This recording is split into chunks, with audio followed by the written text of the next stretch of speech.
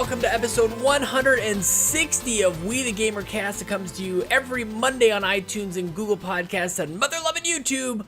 Every Monday, I said that already. Thank you so much for being here, hitting subscribe, hitting the like button, leaving a comment, just saying hi. I was here. Whatever happened to that old graffiti? It was like, John was here, Tammi was here, Thomas was here. 100 and some odd people have been literally on this show. It's crazy to think about all the amazing conversations and amazing conversations that I've been having on this We the GamerCast. Welcome to the newcomers, and for those who've been here for a while, you know the deal, but I gotta do the spiel for the other people. The new ones, because if you're new, here's the deal. Every week I have Sweet Hangs with a stranger from the internet, and if you want to be on the show, please just tweet at me at Sean Capri, Sean like Connery, Capri like the pants. The summer moves on. I just watched the World Cup, and man, I don't know about you guys, but how can you not watch a little bit of soccer and see the elation on somebody's face, or like the crowd, or just like what it means to them just get like that big goal? Holy crap, man. I found myself just like smiling. Just like I wasn't even really into the game, and I'm just like I realized I was smiling halfway through, and that's a good feeling. But I'm getting way ahead of myself because the video, the recurring guests, the whole Make Us Better thing wouldn't be possible if it wasn't for our amazing people over at patreon.com/makeusbetter, especially our platinum executive producers, Corey Hicks at twitch.tv/chicks_18, and Mr. Moody at youtube.com/outoflives. Out of Lives, new, go over there. I think it'll probably take you to a new channel. Go subscribe. Gold executive producers Sheldon, Benedict, Tony Baker, and Panache Malloy are executive producers. Holy crap, you guys, there's so many. JoeySplats, Caro, Underwood, Dante, Bellini Jr., Jared Gauthier, Dude427, Kevin Austin, Josh Borbone, Tammi Ryan, Robert Bobby Miller, Tim Aulph, Joel Brooks, Martini G, NastyBoots, David Ray, and Jesse Armstrong. Some of you guys have been doing this a very long time. From the bottom of my heart, thank you so much. Today, Monday, as you're hearing this, is Amazon Prime Day. So if you guys have not had a Prime subscription before, and maybe you're jumping on getting a free one, or maybe you have had a Prime subscription this entire time, go over to twitch.tv/chicks_18 and give him a sub. He supports us. He's been doing it a long time at an incredible level. So please go support him. I'll put a post on the Patreon as well. Last week, Panache Malloy, thank you so much, Panache. Amazing episode. I just love, like, what an interesting life Panache is leading and working at Disney. Holy crap. If you guys missed it, definitely go back, check it out, and leave a thumbs up on the video. What else? I don't think that I mentioned on Thursday when we did the Tammi and Tommy episode that I was on PSVG OT with Coach and Devin, Tyus. And what an amazing show that is, man. You guys have got part of the Make Us Better family, of course. Definitely go check it out. It's kind of like this, but like I feel like maybe even to the next level. Like the question, like his Coach is just such a... I'll talk to Kyle about this. Teachers, you guys, all teachers should be podcasters. You should just do it because you're trained in a way of thinking and leading conversation that most of us really aren't. So definitely go check that out, you guys. I thought about this other thing is before we get into my chat with Kyle Stephenson of the Trophy Room and Best Friends Talk Funny. I'm trying to kind of maybe like shorten these just a little bit, but I do want to make sure that I get one thing out. I think that as we talk about mental health and continue to get better, and I'm certainly feeling much better here in 2018 than I was at the tail end of 2017, but I thought about, wouldn't it be cool? I always talk about, why don't you guys go write down 3 things that you're grateful for? I'm going to do that, I think, for the next little while anyways. I'm going to try and see if this catches on. I'm going to say 3 things that I'm grateful for, and hopefully it prompts it for you guys, 3 things that you're grateful for, and start every day like that, and just see. It might help, it might not help, but honestly, it's just kind of like this cool little thing. So for this week, my 3 things are, first of all, if it wasn't for Bobby Paul's the Nintendo guru, honestly, I feel like none of this is going to happen. So I'm grateful for Bobby and his friendship. I'm grateful for JoAfterWork because he is pushing me in a way that I never thought possible. I'm streaming now. I've got the green screen, and him and I are having a great time back and forth, man. He's got my face on his face, and you definitely have to check out. There's a clip of that. Twitch.tv/JoAfterWork is just incredible. And the third thing, maybe a little less softy, I'm grateful for Bluetooth headphones because I really I'm kind of done just with all the dangling cords and stuff. Cords are the thing that when Lincoln grows up, he'll be like, Dad, what was it like when you were 30 years old or back in the day when you were growing up? And I'm like, I had cables everywhere. There was nothing was wireless. Everything now in the future with our flying cars and cordless everything. We were tandem tie to everything. That's not the word I'm looking for, but we'll move on. So grateful for 3 things, guys. Try to think of that, and it just kind of shifts your whole. It's hard to do that and still be like, I'm still grumpy. It's possible still, but it's hard. It helps a little bit just to kind of shift the mindset. Stick around on youtube.com/WeTheNerdy because Tuesday, Wednesday, Thursday, I think I'm going to be able to stick to the schedule for a little bit. Streaming. Tuesday night, God of War. Wednesday, The Witcher 3. And Thursday, I might be recording a podcast. I might be recording with Antonio Guillen, I think, possibly. If not, then some more Blossom Tales. But Tuesday, Wednesday, Thursday-ish, stick around. It's been so much fun. The green screen is happening. I got to throw more ideas at where you want me to put myself. The green screen, it is so fun. But guys, I think that that does it for this week's intro. It's a weird close because I want to get into my chat with Kyle Stephenson. I talked to him yesterday, and this is great. We covered the spectrum, guys. We're gonna get into some heartfelt stuff, but some light stuff too. It's the whole spectrum of We the GamerCast coming at you. So why don't we jump into it? You can follow Kyle at WhoDatNinja73. So here he is, Kyle Stephenson.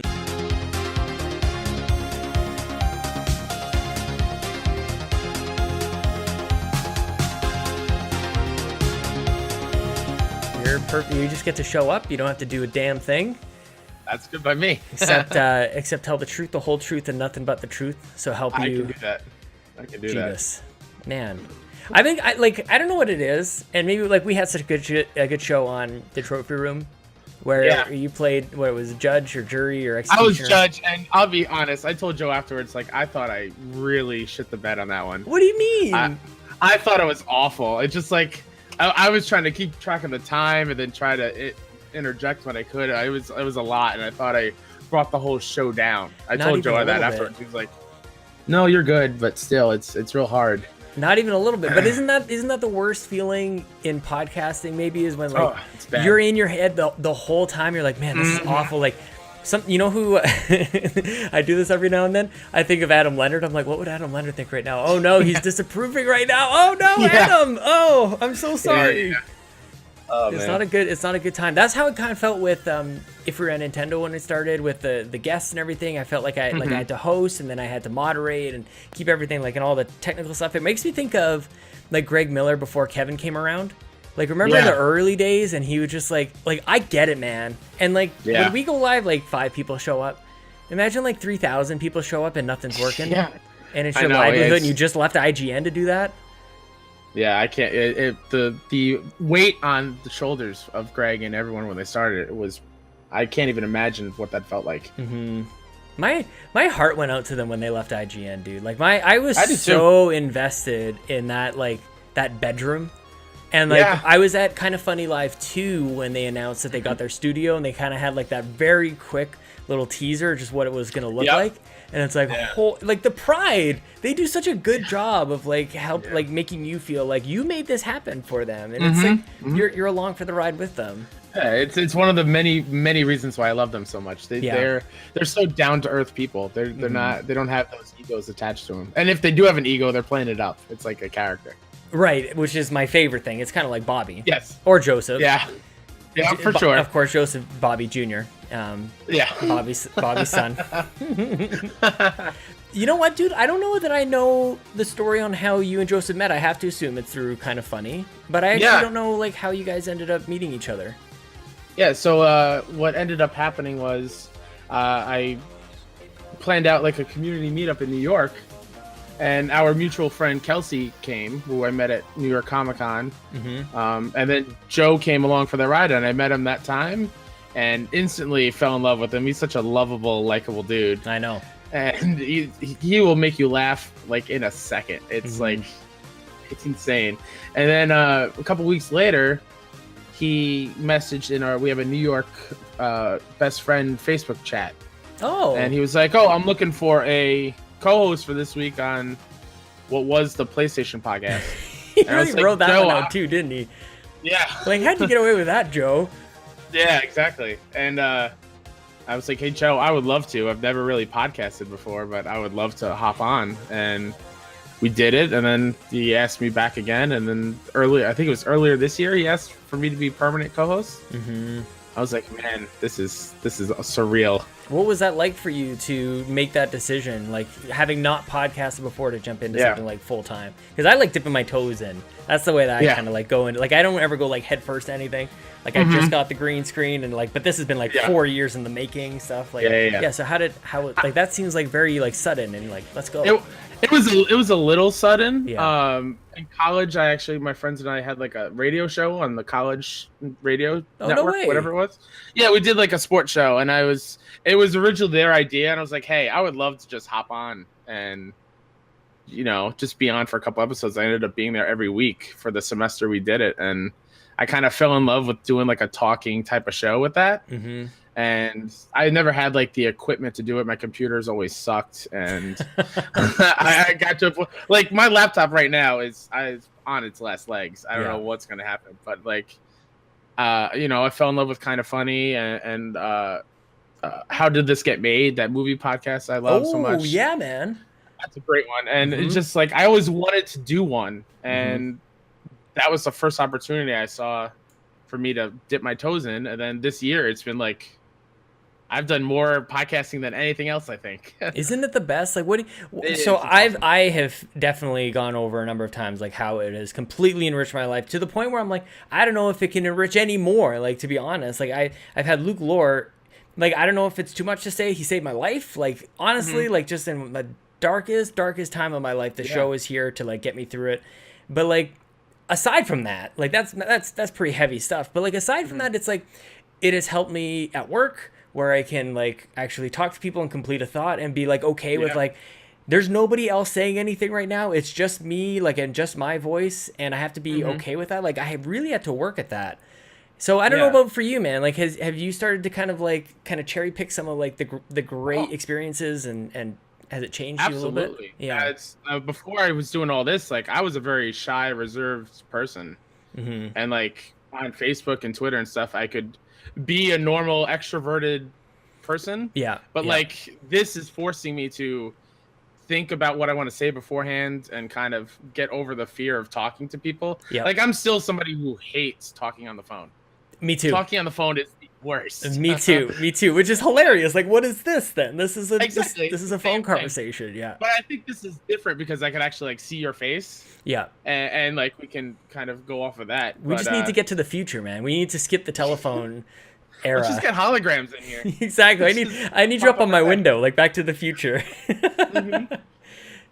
Yeah, man. Yeah, it just, and then like I teach and I run a summer camp, and so like I find myself just from last year, like thinking before I speak, really using my voice a little bit better. Like I can really get loud if I want to. It doesn't happen often, right? But just kind of like controlling a room a little bit better, which is nice. It's funny that like I guess it's more of a chicken and egg thing that I'm not really sure. But like you mentioned teaching, it seems to me that like that would help with podcasting, but certainly it's maybe the other way around too. But like stretching a different side of the brain. Yeah.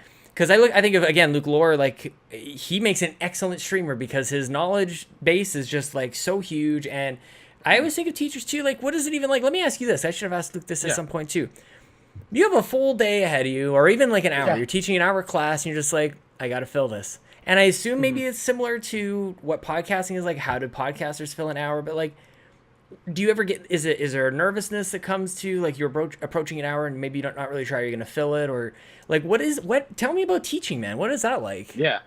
It's a roller coaster of emotions. I still don't have like my own classroom. I'm just a substitute teacher. That makes it even harder.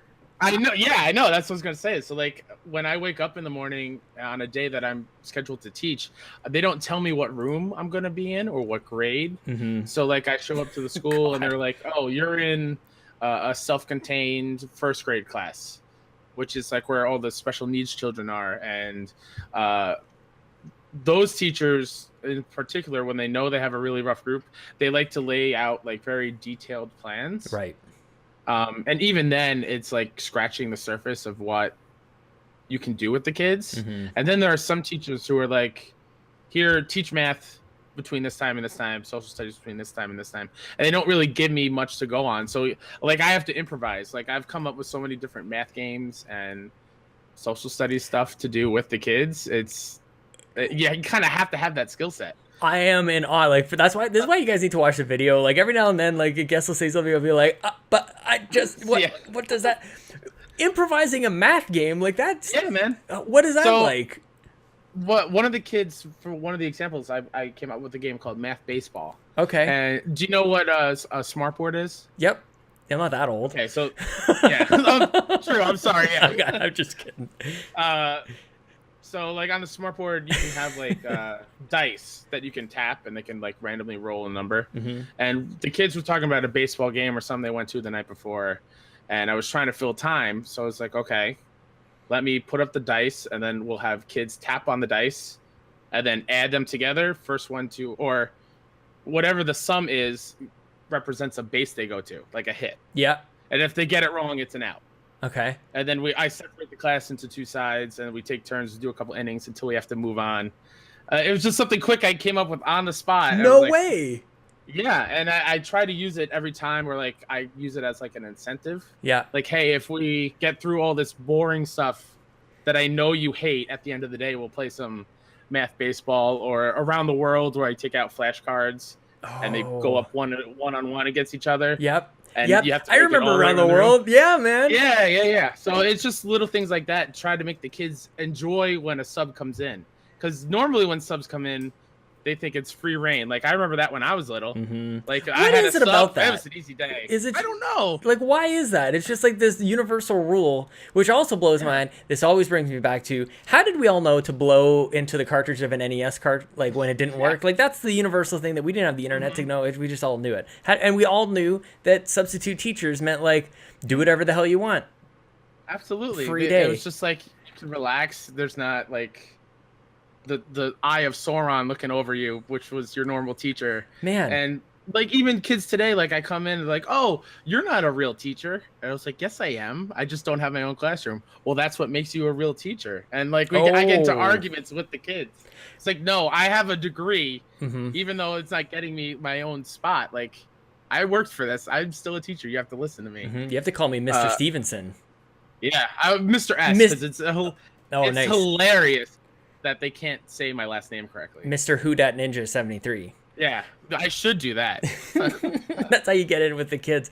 Man, talk to me about, because I need to prepare myself for this. I think kids are the best arguers on the planet. I think they think of everything. They're quick on the spot. They will outwit you at any turn, and I'm terrified of that. That I'm going to have an argument with Lincoln. He's like, yeah, but what about this? And I'll be like, son of a bitch, I really wasn't prepared. Like, that, like, blank stare, like... Yeah, it's that classic kids, like, why? Yeah. Why? And then you start questioning yourself. Why? Yeah, good question. Good question, 7-year-old. It's a lot when kids start questioning. At summer camp in particular, when you have 40 kids and it's nonstop. You have 40 kids? How many? I'm in charge of 42 kids. I have 6 staff. We go to the beach. We go on field trips every week. And you don't lose any of them? Like, you're doing pretty good with not losing kids? I'm going to knock on wood. Yeah. I've never lost a kid. I've only had one major injury in my 11 years there at camp. So you take on a lot of responsibility, dude. Where does that come from? I don't know. It's something that I have to do. Well, I mean, you could do something else. You would think so, but like the hours are good. Like, the money's good. Yeah. I absolutely love the kids. The kids are the reason why I do it. Your teaching is off right now, but you're into summer camps now. So, like, you're busier than ever right now? Oh, yeah. That's the summer worst, camp is dude. way busier than when teaching. Summertime's supposed to be off time. Like, Luke Laura is, like, full-time streamer right now. Yeah. Oh, my God. I would love to just do that. My mom ended up she had 4 kids and didn't when we were younger she didn't work at all, and then when we started to get a little older she decided to drive a bus so that she would have like teachers hours, but basically just school hours, so she would be off in the summer or off on the weekends and things like that. And there's something to be said about that too, I think, just like having the summers off. But maybe there's some misconception, like is it different maybe for substitute teaching too? I was thinking that maybe like August or whatever the month leading up into school, you're like planning out the year. Like, it's not really 2 months off, but I'm not really sure. Yeah, with substitute teachers, we don't really have that security of still getting paychecks during the summer. Like, I think normal teachers still get paid during the summer. So we kind of have to, continue to work or find things. And even like most of my substitute teaching friends that I know, Mm-hmm. they have two or three other jobs throughout the entire year, Right. just to like keep up, because subbing is tough on Long Island. I can imagine. In my district alone, we have 100 subs, and for 5 schools. And so like when a school posts an absence, if you're not the first one on there, then you don't work. Right. So like you have to set an alarm, or luckily for me, I found an app that notifies me when an opening goes up, so I can just click it immediately. Oh, nice. Without that, like I'd be broke and probably living on the streets, because there's no way. Look at you, man. There's no way I would be able to. You're outwitting all those old substitute teachers that haven't quite figured out the internet just yet. They're still they're looking for the openings every morning. They're dialing up into the internet, and, and you're just like, boop. Sweet, waiting man. for the pigeon to come in with the letter. Do you have is there a plan to become, or are you trying to become a full-time teacher? Or is this sort of like an intermediary step? Like, teaching's tough, man. Teaching is like, It is tough. I swear, it's the job everybody knows about. There's not anybody in the world who never had a teacher, and like still there's, I don't know, the appreciation maybe is there, but not a full understanding. It is so the responsibility, not to freak you out, but you're shaping the lives of tomorrow's leaders. I know. So similarly, or I can't even say that word. 2 years ago, I was at my darkest point. The New York State took away my teaching certificate, and I couldn't teach for the whole year. And the reason they took it away is because I couldn't fulfill the requirements, because subbing is so tough. And it was something like you had to teach, or you had to sub 350 days within a 3-year period. Oh my gosh. Which is insane. That's once every 3 days. It's either 3 or 5 years or something. Still, but like with the amount of subs, with the amount of subs in the district, it's super tough. And I couldn't get to that. I applied for an extension. They gave it to me, but then they kind of like took it away. Mm-hmm. And I didn't find out until the beginning of the school year of 2016. Mm-hmm.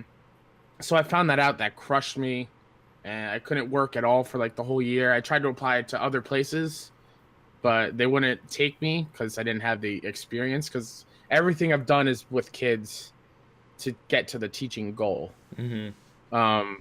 So I had to do a bunch of hours of professional development, retake teaching tests, which cost a ridiculous amount of money. I can imagine. And I got a secondary certificate that will allow me to teach, but I'm still fighting for my main one.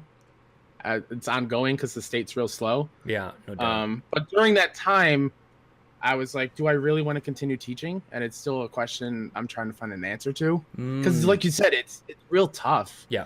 Like the amount of political hoops you have to jump through just to get a full-time job, and to keep that job is even tougher, because I know teachers who get a job and then they're gone after a year or two, and they're back in the same spot.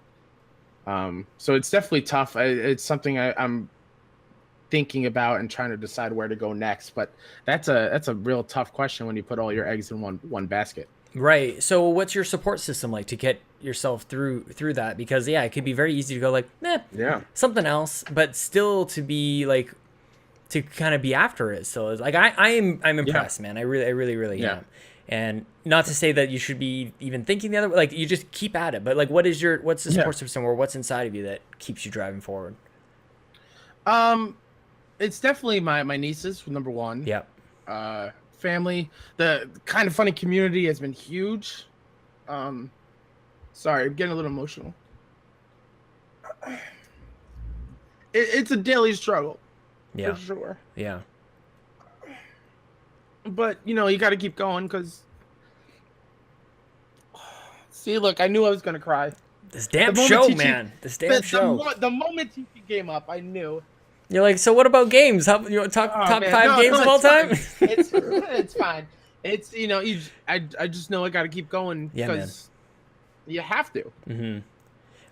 The thing I love about this show, though, is that no matter what it is, if we talk about just the airiest of stuff or the heaviest of stuff, like there's somebody listening who's like, who's a teacher either now or also going through some stuff of just like, I gotta keep, like in the end, this is gonna make you stronger. Like I can think back to things like where, like I still remember like university sucked for a number of reasons. It was great for a number of reasons as well. But like failing a university subject is awful, or like being about to failing. Like I'm sure you recall as well. Like I mean, everybody goes through that. Like calculus is designed, at least for business degree kids, it's designed to make you fail. It's designed to make you go like, this is what it's like to not know what the hell you're doing and try to figure out how to study for it. And like, ultimately, like, you know, it's unfortunate because that's the way school is, I think, designed to do to kids learning and for growing up. But society doesn't feel like it should be like that. But ultimately, that's what this is like, this is like it's tough as nails hoops to jump through. But like in the end, it's going to be like, teaching has got to be one of the most rewarding experiences there is. Oh, it definitely is. Yeah, yesterday at camp, it was like one of my worst camp days ever. It was the first I tweeted about it. I was like, I finally experienced a bad Friday the 13th. Because I've never had that experience. Camp too. Yesterday was the 13th, and I had like 8 head injuries I had to deal with, 4 ankle injuries, really awful behavior stuff. And then I got to say goodbye to a camper I've known for 8 years. Mm-hmm. Like she graduated and she's moving to another state, and I was a wreck. I'm usually always a wreck when kids graduate because I've seen them since like kindergarten. Yeah. So like it's like that's one constant in the summer that's gone. Yeah.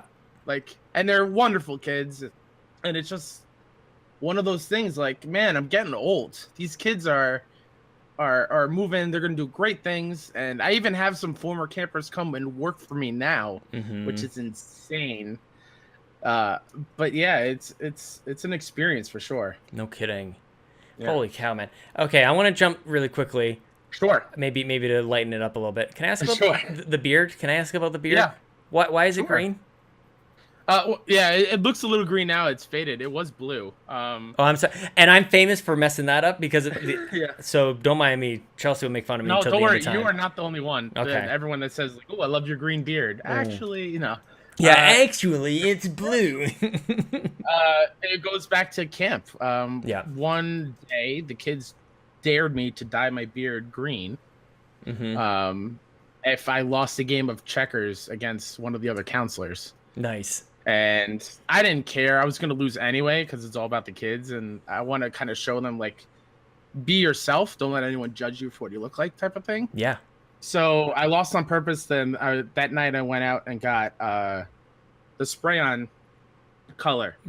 And I dyed my beard green. I walked in the next day, and the kids were like, I can't believe you did that. And it wasn't just like we stayed at camp. Like, we went to the movies. So I went out in public with a green beard. And it was, like, bright green. Yeah. And I made that my Facebook profile picture. And so everyone knew me as Kyle with the green beard. Yep. It was a very easily identifying picture. And I wanted to, back when I was going to go to PSX, I wanted to be more on Kind of Funny brand. I wanted it to be blue. Nice. So I always wanted to actually dye it because the spray-on thing makes it like hard as a rock and really hard to get out. Oh, yeah, no kidding. So, like a week before prom this year, I hit up another best friend, the same Kelsey, who got Joe and us together, Joe and me together, and she helped me through with bleaching my beard, which was awful. And I used a real dye, and it's been here for a couple weeks, and I actually really like it. It's really nice. Obviously, I'm gonna have to shave it before school starts, but okay, I wasn't sure. I wouldn't have said obviously, but I mean, you never know. Oh no, my school's real strict. I have to. Oh, fair. That's fair. I wanted to ask you about, like, you talked about your nieces as well. Like, before we really started recording here, I was talking about Lincoln is still, like, he's a disaster right now. But he's not jumping. Yeah. He's still rolling around. He's playing with Dante from Coco, and he's got all his toys. He threw out most of them. But I want to ask you, like, you seem to have, like, this paternal aspect to you. Like, you do seem like a very fatherly figure. You're taking care of the kids, taking care of the nieces, like, raising and molding young kids. Like, where does that come from? Does it come from your parents, or what, like the family upbringing? What is that about? Yeah, I think it definitely has something to do with my parents and my grandparents. Okay. Yeah, I lost all my grandparents when I was real little. Yeah. And so, like, I had to take on that role for, like, all my younger cousins and family members. So all of your extended family, you're very, very close? We're not. We have a very, like, small, like, family we actually talk to. My family is kind of like what's the word? Black sheep for better. But all of them are? True. So it's a herd of black sheep? Yeah. Like I'm the oldest out of my cousins and like the oldest kid out of my parents and aunts and uncles and stuff. Yeah. So I just kind of had to fill that role after my grandparents passed. And that's kind of like why I wanted to do teaching and all this summer camp stuff. I just kind of filled it. And then when I found out my sister was pregnant, with a dirtbag loser, but that's a whole nother story. Oh wow. Yeah, it was a bad situation. Like I knew there had to be a male role model figure there. Because he just left. Well, he's still in the picture, but he sure. doesn't work or do anything. And he just he plays PlayStation all day and doesn't contribute. And so I knew they needed that, so I filled in. And it's been like the best in the world. I love those girls. Yeah, man. That's something that you can't teach, man. I always knew this about you. I don't know why, because I don't think that you really like talk about it all that much. But like, I don't know, it's just something like when you just see somebody, you just know like that dude he's gonna take care of people. And it's just like it wasn't. Well, it's not even a choice for you. That's what I'm just amazed at. That it's just like, well, this is what I got to do. And like even for you to say like I got to fill in this like grandparent role, it's like that's not a thing, Kyle. Like nobody says that. I know it's not. I know. It's just something I always thought I had to do, and it's weird for me to even say that out loud. That's what I love about this show too. Is just like this. Like let's look at like our life choices and go, were they even choices? Like that kind of brings me in this weird roundabout way. I did want to ask you about this, but this is about as great a segue as I wanted to ask you. Like, do you believe in fate? I can't remember. Somebody asked me that, and I've always wanted to be like returning it back into the show a little bit. Like, what is your take on fate? Or like, do we have will and free will and choice? Like, what is that's a giant cosmic question, but I feel like I can ask you that for some reason, for some strange reason. I feel like I can ask you that. Oh man, now the weight on my shoulders is back. I want to. Don't worry, I want to ask you about your best games and kind of funny prom and all that garbage too. But man, I do kind of believe in fate a little bit. I do think there's a small part of us that is predetermined in a way. Yeah. Where like you're meant to do something. Yep. And that something is maybe not there for yourself, but there for somebody else kind of way. So I do believe in that a little bit. And like, we'll get there on different paths, but we'll get there eventually. That is well said. Yeah. So with that said, and with that out of the way, hi Joseph. Yeah. I think I already get a sense, but like, where do you feel like life is? It seems like you're kind of at a crux here. Like you're at a bit of a fork in the road. Like there's decisions that can be made that can really kind of take you off in very different paths, as you said. Like where is life taking you? Do you feel like you have a sense of that, or is that kind of the question mark that lays ahead?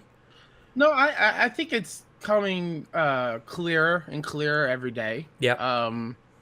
Especially doing this whole podcasting thing. And right. More involved in the community. I'm kind of leaning towards that way, and I kind of see a path where I would love doing that.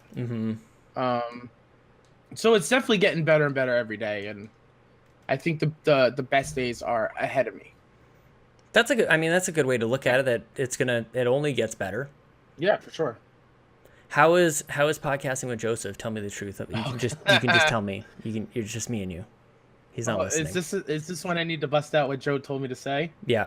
Oh, I don't even know that was a thing. No, he was like, "Hey, I know you're podcasting with Sean." I asked him for a couple questions that maybe I'll get to, but I'm gonna omit one of them because he's a troll. Joe's fantastic. Yeah. I am very much like Bobby Miller. I'm tired of Fortnite. I can't do it anymore. Yeah. I'm a little tired of it. Yeah. And it's not just from playing it. It's just every week I get to hear Joe talk about it, and it's a lot. But no, I love Joe. Joe's fantastic and super supportive. Yeah.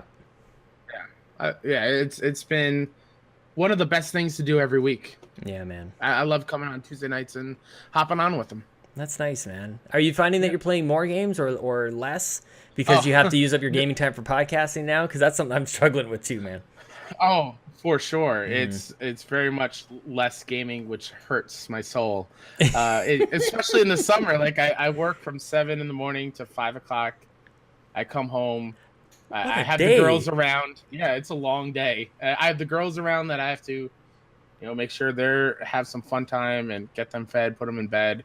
And then it's Tuesday nights. It's straight to podcasting. Then it's 10 o'clock. I pass out on the couch. Hang on a second. This isn't fair. None of this sounds fair to me. Kyle, we need to figure out some you time. We need to figure this out, man. I know. That's why Kind of Funny Prom was such a great time. But that's so many other people. That's the opposite. One is on a weekly basis. Seriously. Yeah. When do you get to have some time where you're like, you're effing worth the X number of hours to do whatever you want? It's usually not every night, but I try to do Friday, Saturday, Sunday. From like 8 o'clock on, I get some me time, and I just go downstairs where this is, and I get to watch YouTube videos because I watched way too much of YouTube. Love Critical Role, so I watch Critical Role a lot. Yeah. And try to play some games then, and try to find the little bits and pieces wherever I can. Are you never like tempted? Because like, oh man, you're just amazing. Those aren't your kids. Like, no, I know. You know what I mean? Everybody says that. I'm sure. And I'm not trying to talk you, and I'm trying to be very like cautious because I don't want to like plant a seed in your head of go like, hey, hang on a second, Sean's right.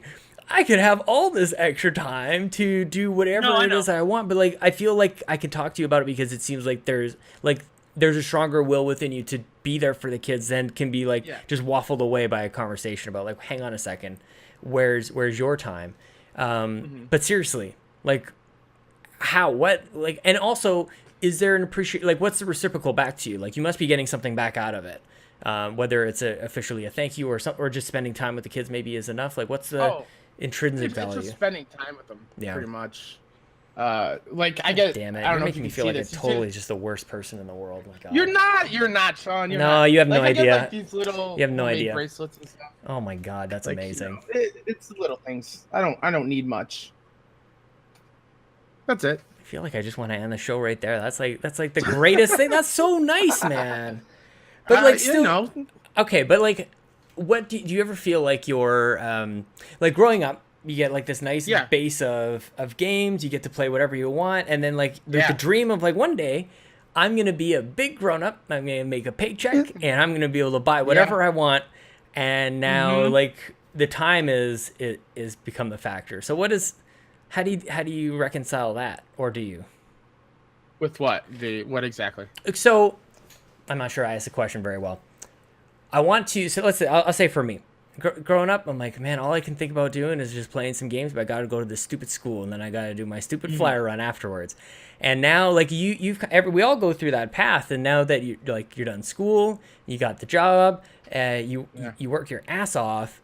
And that still, like, the time that is limited, you still dedicate to family. I just want you to have you time, Kyle. I guess that's really what I want. I will, Sean. I will. It's going to be a little bit easier come September, because the twins, two of my nieces are twins. They are starting kindergarten in September. Oh wow! So the days that I don't sub, I'll have the whole day to myself. So it's definitely going to be a little bit easier, and I'll have more time to myself, which I'm looking forward to. And don't worry about me, Sean. All right. I'll drop it. Tell me about prom, man. How? Because you were very close to a prestigious honor. So talk to me about all that, man. How did all that come about, and then the race, your campaigning? Yeah. So the nomination thing came out. I think Joey Noel tweeted, send me your nominations by so-and-so time, and those who are nominated, I'll reach out and ask if they want to do it. Somebody nominated me, don't know who, and I was like, yeah. So for those who don't know, Kind of Funny Prom. So every year, Kind of Funny, I'm even looking at your Twitter profile too. You've got the Kind of Funny Prom banner up there as well. Yeah. Kind of Funny does a live, or they had been doing a live event for the last couple of years, and this year they did a prom, and this where now they had added the element of voting for a prom king and queen, and so there's actually the community which is amazing. And they actually had, were there women and men on both sides, or was it just men for the queens? Choose. I think you can just choose. Yeah. So you ended up what, the second place, third place? Yeah, there's some technicalities there. Emmett, who was also on the the electoral prom court, vote, you won. Yeah. Or something. I don't know how it works. Emmett, who was also on the prom court, told me the day after prom, Mm-hmm. like, oh, they read the names in the wrong order. I came in second, you came in third. And I basically said, well, the spoken word is the truth, Emmett. Hey, I'm with you. I came in second, so. But, like, yeah, For it was King? fun. Yeah, for King. For King, so you came just behind Blessing then. Just behind Blessing, and I asked Joey afterwards, and she said between the three of us, it was actually really, really close. Mm-hmm. Which is crazy to That's me amazing. because those two did diss tracks, and like I was the wholesome. Here's some baby pictures. Here's a heartfelt video of why I would love to get that crown, Mm-hmm. and I was like the anomaly of that picture, and it was just I think the campaigning part was the most fun I've had in a while. That's fun, man. Especially at prom, because whenever I would see the other nominees, we would kind of like joke around, like, "Hey, you're going down on Saturday. I'm taking the crown." Like, it was so much fun, and like I latched on, and I was like, and Nikki asked me, Nikki Pettit, who you've podcasted with before, Yeah, man. She was just like, "Hey, I need a running mate," and I was like, "Let's do it, Nikki." So we started a little campaign combo, and it was fun. That's awesome, man. And if I were going, I would have kicked you right out of the way. I'd been like, no, Nikki, you're with me. Let's do this. And I'd been like riding her coattails the whole way. It's a good thing that you ended up together because you guys stood a much better chance, let's be honest. Yeah. That sounds like a great time, man. Yeah, being on that stage, like last year after Kind of Funny Live 3, I came home and I had a dream that I was going to be on stage at a live event in the future. I swear to God, I need to find it in the Facebook messages, but like I had a dream I was on stage, whether they announced me as like the new hire of Kind of Funny or whatever, and then here I was, and I'm gonna make it a point. I'm getting back on that stage in the future, whenever, because that's definitely like an end goal thing for me. As a streaker, you could do that. Yeah. Well, I mean, I don't know if anyone wants to see that, but I could do it. Yeah, man. You're like, come hell or high water, I'm gonna be up on that stage. Yep. Just bumping up against people with no clothes on. That's nice. Are you going to? So there's not going to be another event next year, though. I don't think. No, they said no. They're going to take some time off. Yeah. There's perfect time for the trophy room. Everybody can cram on into the trophy room. Yeah, come on out to the East Coast. That's basically just what I want. Yeah. I want people to come out east. Don't make us to fly out west. There's plenty of good stuff to do in New York. I'm with you, man. I was this close to getting to PAX Prime. Is it, or are they actually calling it PAX West now in Seattle? I think it is PAX West now. Yeah, so that's good. That's better. Then they're all equal, and it's just directional. But I do feel like for some reason the East Coast is the one. Like for whatever reason, that's the next. We should be doing a meetup at PAX, and I'm saying that as somebody who lives over on the West Coast. It'd be much easier, trust me, to go over to Seattle than to. Is it Boston? Is it Boston is PAX East? Yeah. That sounds like a great time, dude. Have you been to other? I went there. Oh, I was gonna ask. I went this year. But Penny Art Expo, I guess, is the PAX. Yes. Is that even like it isn't what it was before. It was very indie, very just like underground kind of stuff. Now it's like a major video game kind of convention. Is it the Comic-Con of video games? I can see it that way. Yeah. I mean, I haven't been to this year was my first one. Oh, sweet. But when I walked in, it was definitely, wow, this is bigger than I thought it was. Because not only do they just have video games, but they have a huge section of like tabletop and board games and stuff like to one side. And then you got your Sony booth, you got your Microsoft booth, you have a pretty sizable Nintendo booth.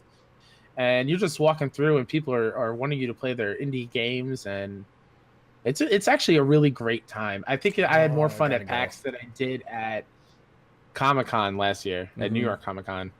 Just because I got to play some really cool games, and the panels at PAX were fantastic. There was one about imposter syndrome, where you're always feeling like you don't deserve everything, which is like my life motto. Yep, same here. And I sat in there. I was sitting next to a bunch of Kind of Funny best friends, and we just kind of looked at each other like, man, he is describing me to a T. Yeah. And it was fantastic. It was such an eye-opening panel. And What is, that's that's not what something you that would Patch think does. at a video game thing at No. all. Like, I mean, if even this is kind of like not really on line with what video game podcasts typically are, but like, isn't that amazing that like video games kind of allow for that openness? Like, what is it about video games, do you think, that like we all kind of get together, and maybe it's just because we all had weird, like we were all kind of the weird kids, and we're like, hey man, you're the weird kid too? Awesome. Let's talk about that. Yeah. It was very much like when we were younger, video games was like the redheaded stepchild. Oh, you play video games? Yeah. Like read a book or yeah, something. What, don't you want to go outside? Yeah. It's like, no, I'll go outside in Final Fantasy VII in the open world. Exactly. Like, I'll do that. Yeah, I never remember like thinking that going outside just meant something like was fun. It sounded like a chore, especially the way that people put it to me. Yeah. And now like video games are everywhere. Everyone plays video games. So it's way more accepting. Which is awesome. Thank God to see. Yes. Their nerds will take over the world. Yes, they will, and they are. Joe I had asked him, like, do you want me to ask a couple questions for Kyle on the show? Yeah. Oh, and he came up with a couple like trolly ones. And Joe, I'm sorry, man, I'm not gonna. So he asked you. He said, ask him why is he the best co-host boy in the land or something like that. I'm gonna change this a little bit. Sure. What is it like? Because I really like co-hosting, to be honest with you. I like when I was with Bobby co-hosting. I like with Jason Lacey, co-hosting.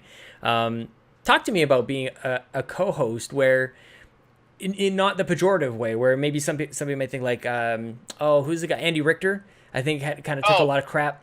But then maybe came around to like, hang on a second, like this is really awesome. So talk to me about like your role as a co-host on the Trophy Room. Do you even think of it in that way, or like what is that like? Yeah, it's weird to think of it as a co-host. Yeah. But it's nice to be able to just kind of come in and like feed off of Joe. Yeah. What Joe says, which is nice because when I do my own hosting on my own show, it's very much on me, just like you are doing now.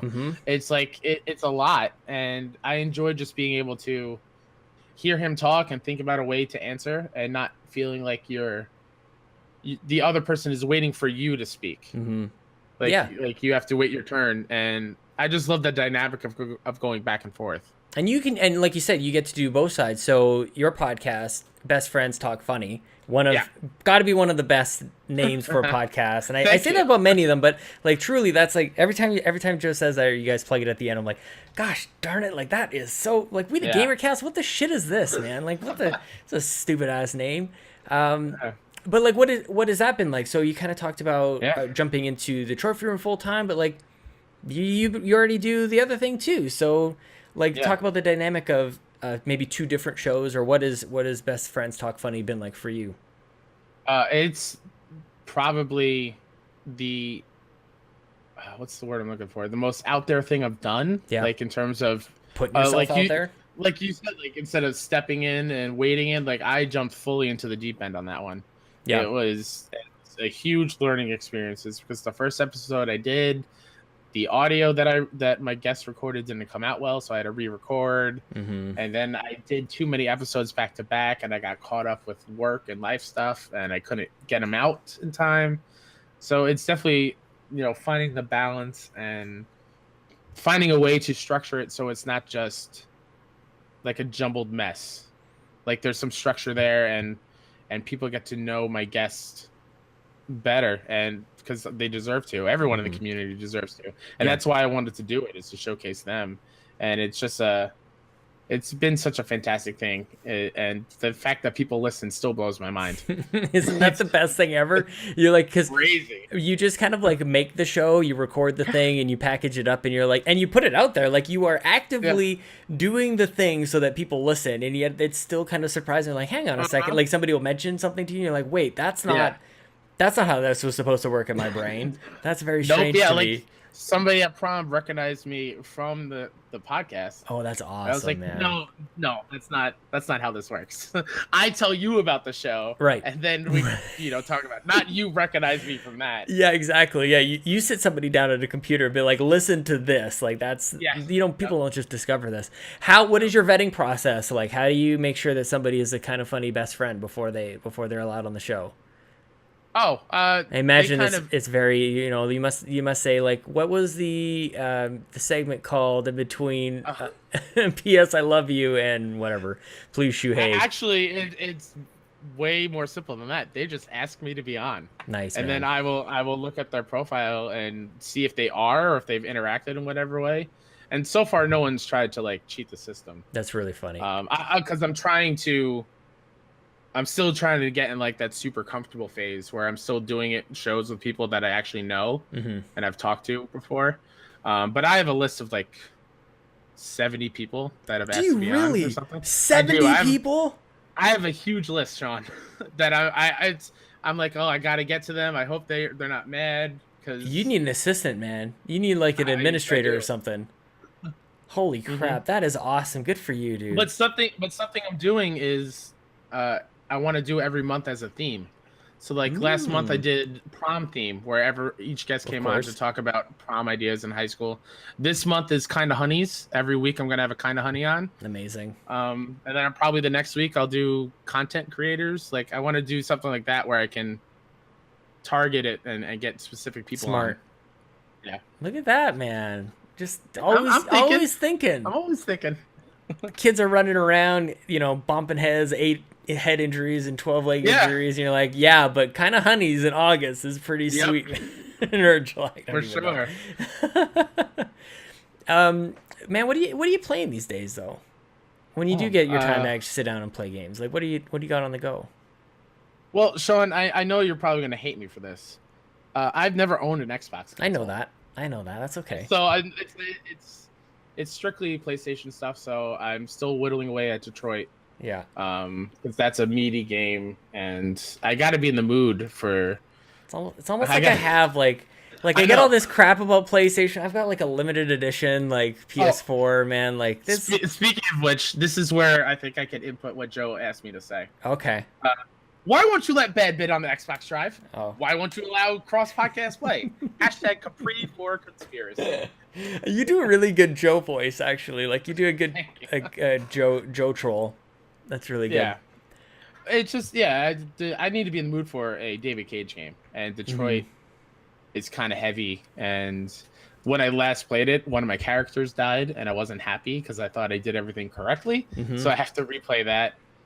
And just some smaller stuff like Fortnite when the nieces are around because they enjoy watching me dance and emote in there. Yep. And just imagine if you had like Super Lucky's Tale though, or Ori and the Blind Forest, or some of these or Viva Pinata. You can have the whole rare replay going. I mean, sure, but like I have Crash and I have Knack. Yo, okay, yeah, there you go. There's the ace in the hole. There it is, the savior himself. Yeah. And then I'm playing some Switch, some Hollow Knight. Oh man, yeah, totally. And I need to get Octopath Traveler because I love me a good RPG. Me too. I think I've officially gotten past the day where it launched and everybody's put up their pictures and Jams Gams is smelling his box and I don't even know what else. So the hype maybe is I can round that corner a little bit and just kind of like hopefully make it. My birthday's at the end of the month and just I've asked my brother to get it for me. So maybe I mean I'm not gonna beat it anytime soon anyway. So like why rush to even start to not finish it? And to be honest, like all eyes are on September 7th for Spider-Man. That's all I'm really waiting for because once I get that, it's gonna be hard for Joe to get me on an episode because I'm gonna be playing that. And me too, man. That's the thing. I am so stoked for that game. I can't wait. It almost seems not fair. Like if that's maybe where it's not even like a Xbox versus PlayStation. Like the game doesn't look fair on how good it looks. It's just I think I am most hyped for that, or Forza. If I'm going to stay within my own camp, I'm legitimately like somehow ridiculously excited for a racing game. I didn't know that was possible. And that's something I wish Sony had. Honestly, it was like, I mean, sure they have Gran Turismo, but no one's rushing out to the store to buy that. Like Forza just looks fun. Yeah, that's what I want from a racing game. Who knew? Man? The last couple of Need for Speeds are awful. Like I want a Forza type quality racing game. Did I know Joe had his trolling question? Did you have? I try to do this every once in a while. Did you have any questions for me jumping in? Because I have to wait. I'm probably like 71 on the list. If I can put my name into the list of kind of best friends talk funny, put me at 71, And we'll see. Newsflash, Sean, you are already on that list. I am 54. Sweet. Basically, I do have a couple questions. Like, you already have Lincoln. Yep. You have another one on the way. Yep. Right? Yep. How's that like? Are you freaking out? Yeah, a little bit. Yeah. Freaking out maybe not is maybe a little strong, but I am really appreciating like where Lincoln is at right now. Aside from the fact that he has this whole time has not been napping, so I've been like really not dad of the year today. But like he just threw another he threw Dante over the edge. He threw him over the ring. He's like in a Royal Rumble right now with all his choice. But like I'm sort of remembering what the first like because he's about 15 months. Actually today, look at that, 15 months old. Oh, nice. It's just, they change so much like week to week, as you've seen yourself. The first little bit is like it's a different life. Like you need to feed them every 2 to 3 hours. Like that's we did that. Like, and it's hard to remember like how did we do that? Like we set an alarm and we had like logs. We had like notepads everywhere. Like, did we actually do it? Like, yeah, we were keeping track and everything.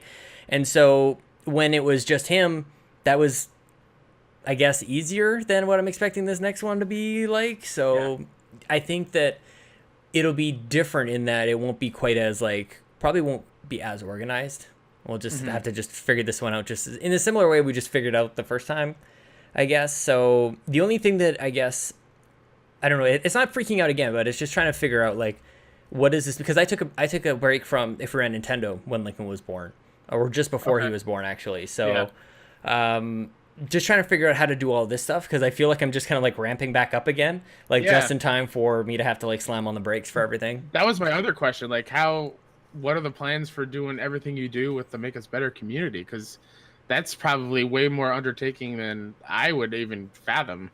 I am all about like trying to figure out how to do things like streamlined, like not to get too businessy, but like try to do things that are impactful but don't take like a whole lot of time. So there's definitely shortcuts. Like there's shortcuts I don't love taking, but just sort of like that are necessary in the end. But like even my show notes for this show, like basic. I love the way Joseph does his show notes, like a paragraph, like a narrative of like what the conversation was like. Like I would love to do that, but Saturday nights are essentially going to be like me prepping for the week for If We Ran Nintendo and We the GamerCast. Like I've kind of got like a chunk of time blocked out for that kind of stuff. But I don't know, man. That's the thing is that I know right now with Lincoln going to bed at a certain time that I've got like that time, kind of like you. You just have the time to just do the thing. But I have no idea. I'm really gonna have to figure it out. But I know that the one thing that I used to freak out more about was that like, oh my God, if I can't do like the show, or if I have to step away, or if I have to do like take care of myself, then like people are gonna hate me for this. They're gonna they'll feel betrayed or all these other things. Yeah. And my big thing would be like if I ever stepped away from doing anything, like they're gonna forget about me, and then like I'm gone. And then if I try to come back, they'll be like, oh, what are we moved on type of thing. Right. And it's like it's like friendship, you know, like that's why I think that it's truly like friends. And so that's, I don't know, it's all of those things. It is very complex, but I'm trying to what I said to my therapist was I just don't want to have the same crash as I did last time, where Lincoln turned about 4 or 5 months old and I was just like, this, I can't be in this world, and it was awful. It was so brutal. But I think it's a different time. Like everything is different. I've definitely learned a lot since then. But yeah, just trying to keep all of that in mind. But if something has to go, then something's got to go. But we'll figure it out. Yeah, that's why I live today for today, man. Did you know you're episode 160? 160 episodes, dude. Wow! Congratulations! Congratulations to you. That's a nice round number. Thank you. Yeah, it's perfect, man. Did you have any other questions you had, or I think that's it for now. I'll save some. I'll save some for when you're on mine. Okay, sweet, man. Yeah. I can't wait for you to get to episode 160 and you can work your way through your list, and I can finally be on. I can't wait. Why don't you tell the people right at the end here where they can find you on Twitter and all the shows recap and all the good stuff. Yeah. You can find me at WhoDatNinja73 on Twitter. And on PSN, send me those friend requests. I'd love to see those. You can find my PlayStation show with Joe, aka Mr. Badbit, on the PS Trophy Room on Twitter, and the trophy room everywhere where podcast services are located. Episode 50 is next week, which is crazy, and it's going to be our first live episode. So make everything's sure going to go fine. Yes, everything will go fine. Nothing will be broken. Nope. I believe we have JoAfterWork as a guest on that episode. He's the best. Is gonna be great. And then my show all about the kind of funny community called Best Friends Talk Funny. You can find that on all podcast stuff on Twitter, BFS Talk Funny. And like I said to Sean, if you want to be on the show and you're kind of funny best friend, hit me up. I'll add you to that long list, and we'll get in there. 2019, man. Yeah, you'll be on the show when Death Stranding is about to drop. Sure. Yeah. So prep those Death Stranding questions. That'd be amazing. What is that game? I have no idea. Oh God, Kyle, you're a delight, man. Thank you so much for doing Sean. this. I really appreciate it. Thanks for having me. This is awesome.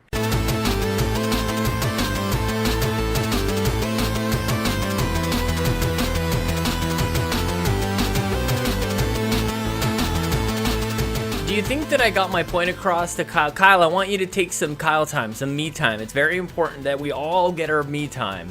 Schedule it, carve it out, block it out, whatever you got to do. Put it in your Google Calendar. I hope you're having a great day, Kyle. Thanks so much for being on the show.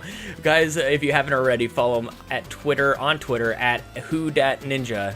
Dat with a D, like the cool kids. whodatninja73. The music, I instantly, every now and then, I'll try and go for a song on OC Remix that kind of like links up with the chat that I had, or maybe somebody's favorite game or something like that. This week, Kyle, I'm sure you like Shovel Knight. Who doesn't like Shovel Knight? That song, Shovel Knight, Shovel Power at ocremix.org, instantly thought of Jason Lacey from Fluxapose. That is a Fluxta song if I ever heard of one.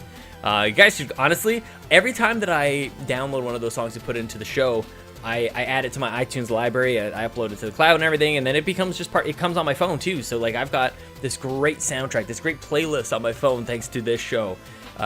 So guys, thank you so much for listening, subscribing, hitting thumbs up, and commenting in the Discord. I really appreciate everybody who supports us at patreon.com/makeusbetter. If you haven't already, please consider it. No big deal if you don't, but it's great if you do. Follow me on Twitter at Sean Capri, the website We the Nerdy, the show We the Gamercast. I do this amazing show called the Xbox Drive. If you haven't checked it out, it's better than the trophy room. I'm just kidding, Kyle. We're kind of having this thing, and you know what? I don't do the whole like friendly banter thing. I just come off as a bit of a jerk, so I'm just gonna back off on that. I retract. I could just go back and maybe do this over again, but you know, I'm gonna record with Mario Not Bros this afternoon. I got a couple birthday parties to go through. Speaking of which, it's very likely at this point, maybe things have changed since you've heard this, but Monday night we're probably not going to be recording if we ran Nintendo. Too many birthdays, in-laws' birthdays and sisters' birthdays, so many things. So what I think we're gonna do is probably post a classic episode. But let me know what you guys think. We have basically until Wednesday to figure this out. But Monday night is definitely not going to work. Anyways, it's probably too late to do anything about that anyways. Thank you so much to our artists, Gary Gray and Adam Leonard, our video designer, Mr. Antonio Guillen, who will very likely be on the show on Friday, if everything else goes well. And thank you to Dave Moore for hosting us at dayspace.com. Otherwise, this is episode 160 of We the Gamercast. It's now in your ears and your eyeballs. Thank you again for listening. I'll be back on Friday. I hope you're there too. Now it's time for my good old friend, Jason. I don't know where he is, but I'm going to scream for him anyways. Here he is. Jason! Jason! Where are you? Jason, where's the sound? Jason! Jason! Jason! Jason! Jason! Sean! Sean! Sean! Sean, where are you? Jason! Jason! Jason! Sean! Sean! Sean!